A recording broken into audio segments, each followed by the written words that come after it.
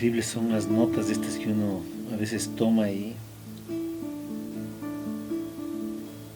las olvida, y después de repente cuando vuelve sobre las...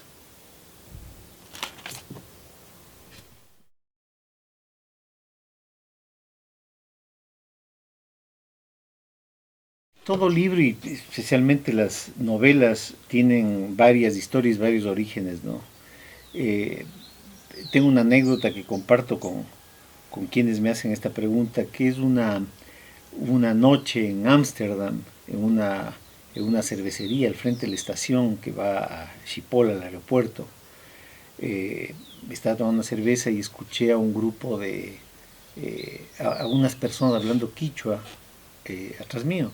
Entonces me levanté, los saludé y era un grupo de músicos otavaleños que recorrían Europa, comenzaban su recorrido, digamos, con la primavera y terminaban cuando el verano concluía. Comenzaban en el norte de Europa y terminaban en el Mediterráneo.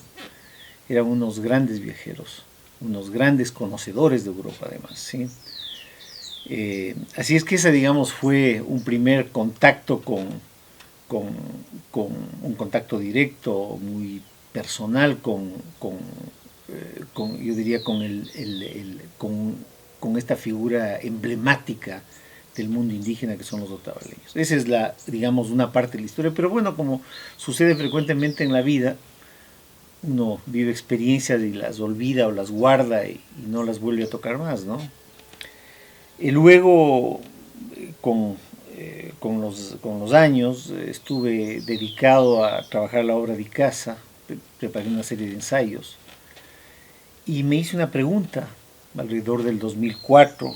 Recuerdo que anoté la pregunta aquí en este cuaderno, esta bitácora de ideas que tengo, que es cómo se leería Huasipungo a la luz de todos los cambios dramáticos que había vivido el país y el mundo indígena a partir del año 90 del levantamiento, ¿no? Y recuerdo haber puesto que era una pregunta incómoda, ¿ya? Digamos, porque, bueno, Huasipungo de alguna manera había dado una imagen de lo que es el mundo indígena, Huasipungo de Jorge Icaza. Y bueno, eso, digamos, se conjugaron digamos, las dos ideas. También, digamos, la pregunta la dejé, la escribí y me olvidé de ella. Y alrededor del año 2010, 2011 comencé a trabajar nuevamente esta idea. Y se juntaron las dos historias, esa antigua historia del año 95, 96 en Ámsterdam y, y esta pregunta que me ha formulado al leer, a releer, en realidad, al releer la obra de Icaza. Y lo interesante que, digamos, se juntaron en un viaje a Nueva York, estuve caminando, me acuerdo que fui a la Universidad de Columbia y de repente como que esos procesos inconscientes, digamos, se juntaron las dos historias, ¿no? O sea, esa pregunta interior que me había surgido en esta relectura de Icaza y esta experiencia con este grupo de músicos otavaleños en Ámsterdam.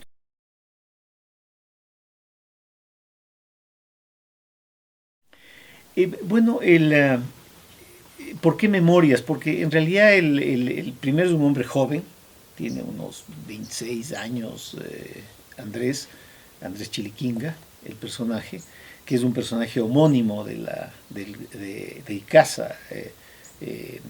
Andrés Chiliquinga es el personaje principal de Huasipungo. Y en el transcurso de la historia de este Andrés Chiliquinga, del Andrés Chiliquinga contemporáneo, se encuentra en Nueva York, digamos, o mejor dicho, el Andrés Chiliquinga de Icaza le visita en Nueva York.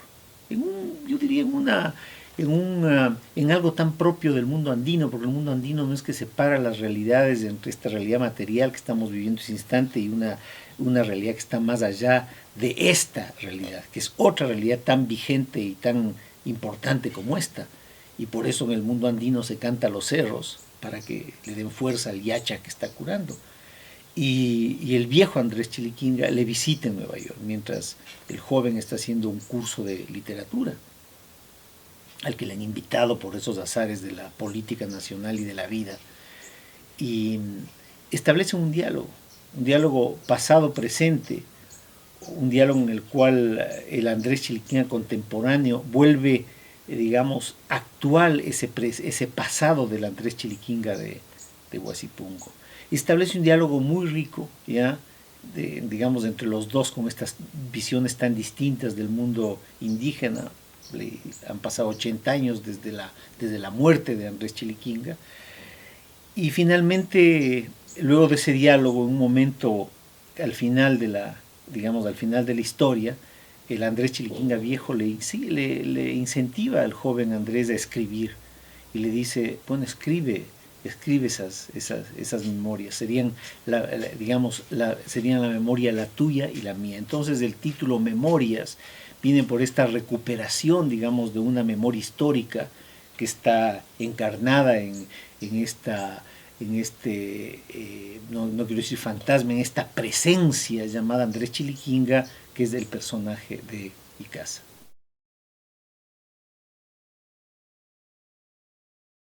Bueno, son los fantasmas ya como escritor, ¿no? Es muy difícil que, digamos, negar el impacto que tuvo Icaza y Huasipungo en mi generación, como estudiantes de colegio, ¿sí? Y en realidad yo diría que en la tradición literaria ecuatoriana, Huasipungo sigue siendo ya una obra canónica, ya, mal que mal es la obra más traducida, ya, y lo fue hasta los años 70. Yo estudié en el colegio en la década del 60 y hasta los años 70 tenía un peso enorme. Yo creo que luego ese peso fue barrido por todo lo que se llamó el boom latinoamericano y el surgimiento de una nueva generación de escritores ecuatorianos. De alguna manera, digamos, al enfrentar digamos, esta novela y al tratar de responder a esta pregunta que me había formulado, y no solo eso, sino también empatar con esta historia que surge en Ámsterdam, yo creo que tenía que rendir un homenaje crítico a una obra de esa. Había que, digamos, mirar de frente a esa realidad y a ese fantasma también que es Icaza y Huasipungo. Y la mejor forma de hacerlo era a través de la ficción y a través digamos, de una revisión irónica de esa obra.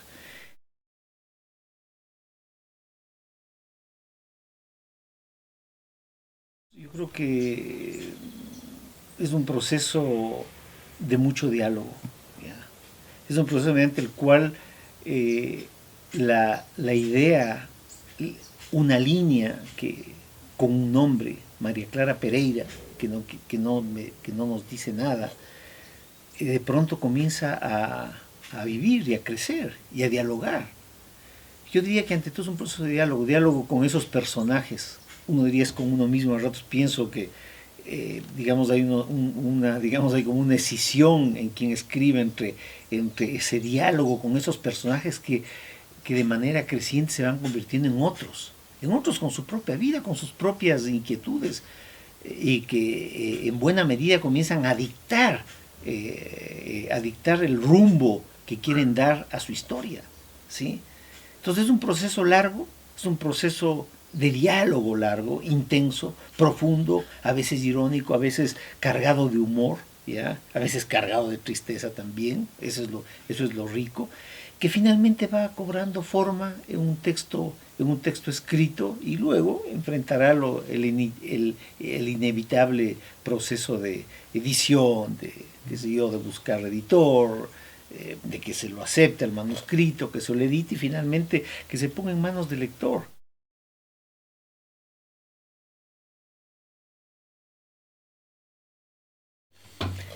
Mira, es difícil decir por qué a un lector, ¿no? Un libro o encanta por el título o te llama la atención el nombre del autor, ¿ya? Eh, yo creo que Andrés Chiliquín en una de sus reflexiones, cuando descubre el valor del libro, él dice, el libro es la ayahuasca de los blancos, ahí está su memoria, ahí está sus miedos, sus terrores, sus fantasías. Es una metáfora, yo creo que fuerte, es una metáfora hermosa. También descubre que los libros tienen personajes que solo cobran vida, ¿ya? El momento que se abre el libro y se lo lee, o si no están olvidados. Existen, pero es una existencia fantasmal.